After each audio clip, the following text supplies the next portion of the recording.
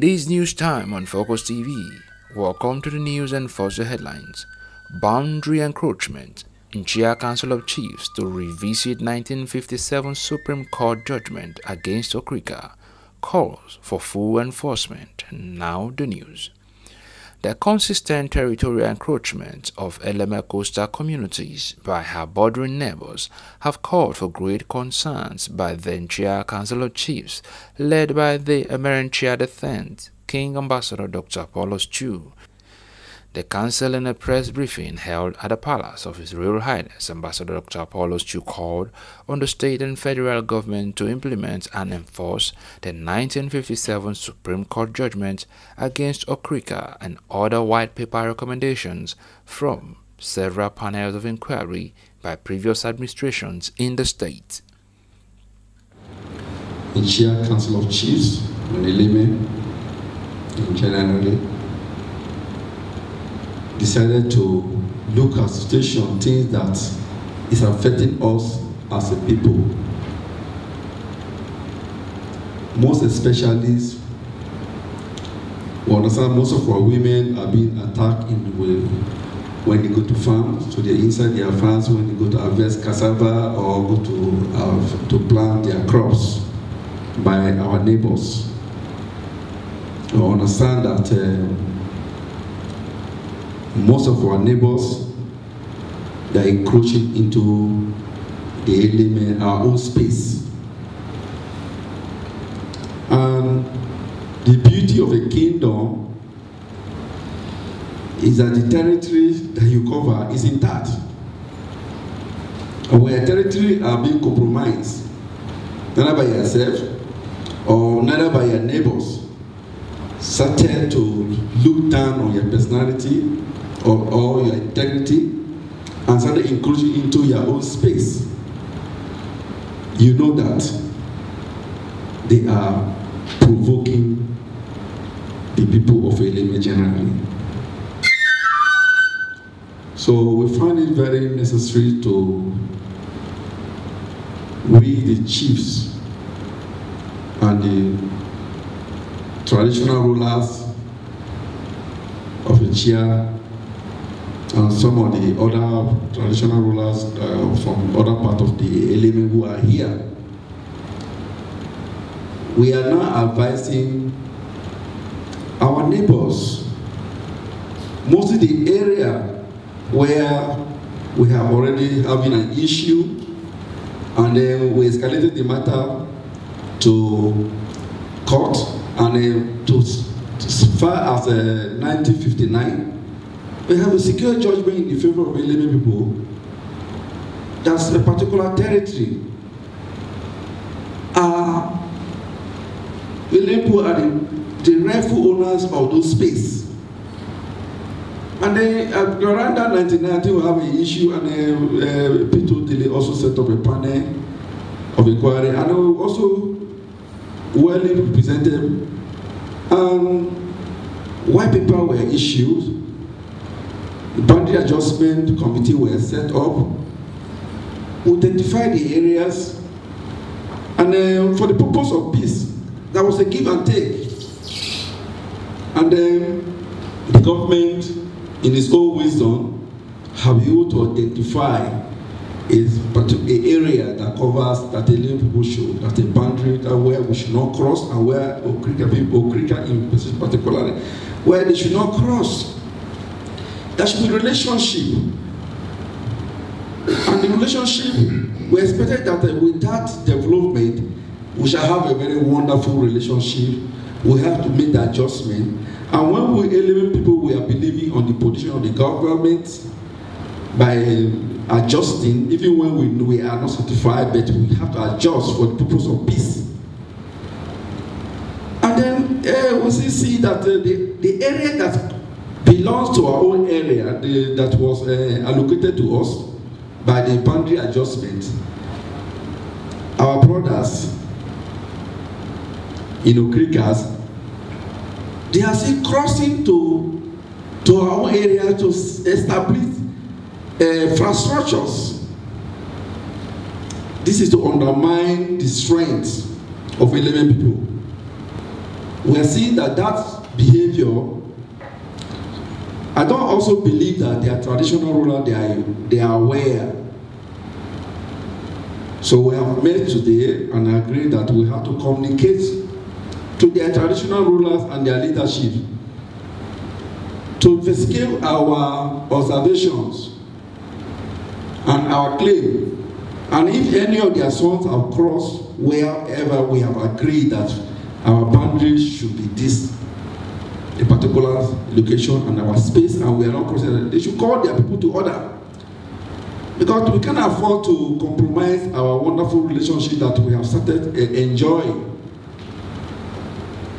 And anybody that is building houses, any infrastructure including on Eleme land, is doing that on his own risk. It is the responsibilities of we, the leaders. We don't want our children to be provoked, and that is why if you keep silent, somebody among us, one of our child, will be provoked. So we as the elders, we have to sit up and then try to address this issue now that it has not escalated into violence. So our government will look into it, call the people to order, call all parties to order, and then to see secure that our wonderful relationship that we have with them, we continue to keep that relationship. We will communicate to their leadership, and then they should find out, while we also communicate to necessary quarters, they should also look at it, and then we should we also advise Eleme people to maintain peace, while the leadership of Eleme people, the council, Eleme traditional rulers, and other leadership of Eleme will continue to look at it, everybody to maintain peace. At the end, we believe that necessary needful will be done by the government and by the two leaders or the two communities. And also to advise others of our neighbors outside the Okrikas. The other Eleme is surrounded by neighbors. That will advise them generally, anybody that is encroaching on Eleme line in any part of Eleme, we advise the person that they should desist of doing that, because it's not to their own advantage. Because that Eleme will not sit back and see you stringing our land, our space. Our territory is what makes us who we are today. Any kingdom that has no territory, it's as good as the kingdom's house is not in existence. So we, our forefathers, protected this land and handed it over to us. And we need to protect it and hand it over to our children. During our own generation now, we can't afford to see that our territories, even nations, they don't compromise territories. Anybody that actually toy with any nation territory, they will react. You toy with any kingdom territory, they will react to anything that will cause violence among any of our neighbors. We plead that they should be able to stay out from, advise their sons and daughters who are doing that not to continue in that spirit. And they should also know that any property you set up on Eleme land belongs to Eleme people. And when the time comes, they are structured by the government. We use the government structures and the government agencies to enforce. Government is the position of the government. Come and investigate. We use the system, we use the law, and then they will enforce it. Some clan heads at the briefing had this to say. Yes, the king has spoken about a very turning issue in Eleme. In fact, I was born into it, and by my age, I have seen 4 times communal clashes between Eleme and Okrika. Because of what? Land titleship. This land is located at the back of Alesa, Aleto, Apajo. On the west, when you go to the east, you find Alode, One, Eteo, and Eboro. These are the 7 coastal communities of Eleme that are being affected which wars had been engaged with Okrika from far back 1946. The one that happened prior to that time, I don't have the full history, but there is a record of what happened in 1885. Very serious war between Eleme and Okrika. After that of 46 came up, and there was a suit initiated by King Samuel Adoki against Samuel Ngoke and late Michael Igwe. These two I mentioned are late. Actually, the case started from here in Port Harcourt and proceeded to Lagos and ended in the Supreme Court of Nigeria, whereby judgment was issued, and since then there had been no other judgment or appeal to that judgment. The king has told us the processes that have been on, including the Peter Odili Government Commission of Inquiry, which confirmed that Eleme has title to the land, that the remote cause or causes of conflict between the two neighboring communities is land issue, but reference to the judgment from the Supreme Court of Nigeria in 1957 actually identifies that Eleme owns the land to the water edge, but that because the Okrikans have been existing there as our customers, they were given the right of customership. They are customary tenants to Eleme, but that everywhere they had their settlement, which they said they had on our land, they should be allowed 1,000 feet so that they will have where to bath, they will have where to plant little things, but not to extend and keep claiming that their land has no end except it gets to River Niger. It's funny. Every community, every kingdom have their boundary, and Eleme is one. And to top it all, the land of Eleme has a seal among all the lands in the world because it has gone through the Supreme Court and the judgment given. So anybody that is encroaching, just like the king said, is taking a risk.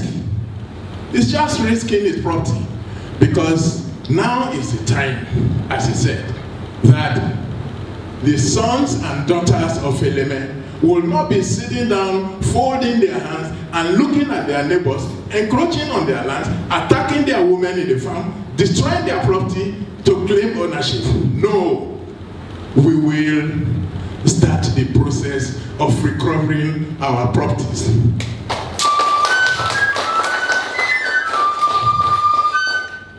However, I thank the government that have been in operations all this while, because I remember specifically, starting from Peter Odili to Rotimi Amechi, they set up a boundary adjustment committee. I was a member of the boundary adjustment committee, so I can speak authoritatively over what has transferred. They did not ask any Okrika man to exceed the 1,000 feet where their settlement is. What they were asking for was a transverse, a long distance, 1,000 feet. That is not part of the judgment, and that is one of the causes of this crisis. We won't let that happen. We will behave and comply with the judgment of the Supreme Court. Thank you very much. 2 weeks ago, I was in the university where I teach, and the call came through As a king, the Kwika people are bulldozing our cassava, our yams, our vegetables, economic trees, and everything. I said, you don't mean it. They say, Chief, please come back and see it for yourself. I came home. I sent men and women to go and validate the information I got. And to my greatest chagrin, it was true. I wrote a letter to the area commander of the police that Okrika people must pay for those crops they have damaged. One, because it is not their land. Two, because they have exceeded what belongs to them. I was told that the area command has given them August, they gave in August, for people to bring their claims, and we on the other side to bring our claims so they can sit on it. But I was not satisfied with that arrangement for two obvious reasons. One, this case has been handled by the Supreme Court of Nigeria. And to the best of my knowledge, like Chief of the Congo, Peter Lukawi said, Okabo did not appeal that judgment. If there is no appeal, it means they've accepted that judgment. I want our colleagues on the other side of the divide, the Krika chiefs, we respect them. They respect us. We have met several times in my palace. We have no problem with them to call their young men and their young women to order. We don't want skirmishes, rivalries, and wars. Our parents fought wars, but now we don't want to fight a war. We want a dialogue that will resolve this matter. The matter is not settled. 1957 is not 1967. Neither is it 1987. Neither is it 1997. 57, several years back. They should respect that judgment and stay where it belongs to them. We on our own will not cross our own path to stay where we are. This is our resolution. And I thank God you're taking off from here. We'll back you up in everything you do and make sure that these matters are resolved. And that's all we can take on the news. Thanks for being there.